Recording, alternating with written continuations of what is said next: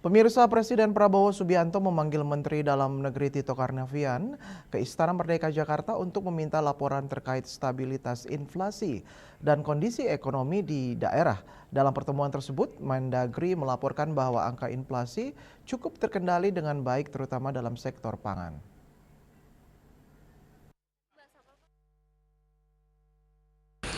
Presiden Prabowo Subianto memanggil Menteri Dalam Negeri Tito Karnavian ke Istana Merdeka Jakarta guna meminta laporan terkait stabilitas inflasi dan kondisi ekonomi di daerah. Dalam pertemuan tersebut, Mendagri melaporkan bahwa angka inflasi cukup terkendali dengan baik, terutama dalam sektor pangan. Mendagri menambahkan komoditas beras yang sebelumnya menjadi perhatian kini menunjukkan perbaikan signifikan dan keluar dari urutan daftar pangan yang saat ini bermasalah. Meski demikian, Tito juga melaporkan adanya kenaikan pada bawang merah, cabai, dan sedikit pada telur ayam yang perlu diantisipasi terutama untuk mendukung program makan bergizi gratis.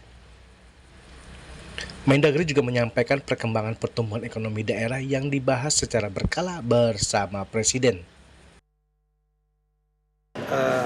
Menjaga inflasi di daerah, dan saya melaporkan bahwa inflasi kita di angka year on year-nya 2,86%, tapi year to date-nya 2,1%, artinya cukup terkendali baik, ya. Terutama sektor pangan juga malah menjadi penyeimbang deflasi. Kemudian beras khususnya dari rapat kita minggu lalu, baru kali ini beras itu keluar dari urutan daftar pangan yang biasanya bermasalah. Beras sangat bagus. Ini ya daerah-daerah yang mengalami penurunan makin banyak, yang mengalami kenaikan hanya sedikit sekali, dan itu sudah di-cover dengan baik saya kira oleh Menteri Pertanian Pak Amran sekaligus Kepala Badan Pangan Nasional, kemudian juga Bulog, ya, bekerjasama dengan teman-teman Pemda.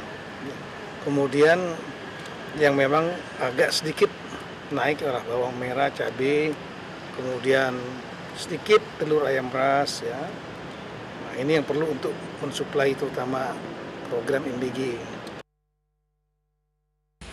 Selain inflasi dan pertumbuhan ekonomi daerah, Mendagri juga melaporkan realisasi pendapatan dan belanja daerah.